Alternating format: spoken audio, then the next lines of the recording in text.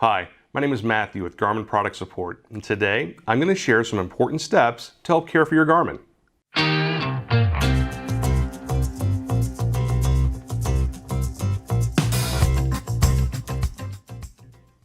The first step in taking care of your Garmin is ensuring your Garmin maintains a proper battery charge.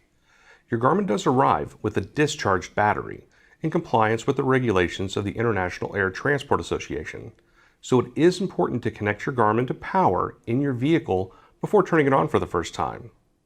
A lightning bolt within the battery icon will verify your Garmin is properly connected to power and receiving a charge. It also ensures your cable is working properly and your USB connection to your Garmin is secure. Your Garmin is designed to be used in your vehicle connected to power, but many of our devices can run on battery power for up to 1 hour with a full charge. Next, we want to be aware of the temperature. Your Garmin's battery is designed to safely charge between 32 degrees Fahrenheit and 113 degrees Fahrenheit. Temperature outside of this range may limit the amount of charge your battery can receive or prevent your battery from charging at all. If your Garmin isn't powering on inside of a hot vehicle, we recommend giving it some time in a cooler environment.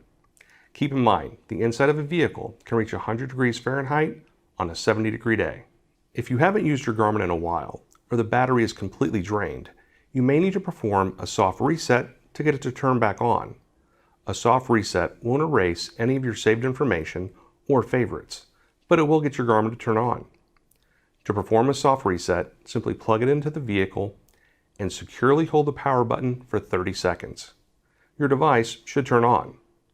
If it doesn't turn on, allow your Garmin to charge for 15 minutes before trying a second soft reset. Once your Garmin turns back on, we will want to let it continue to charge while in use.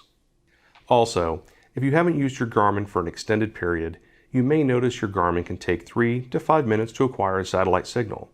These are needed to navigate.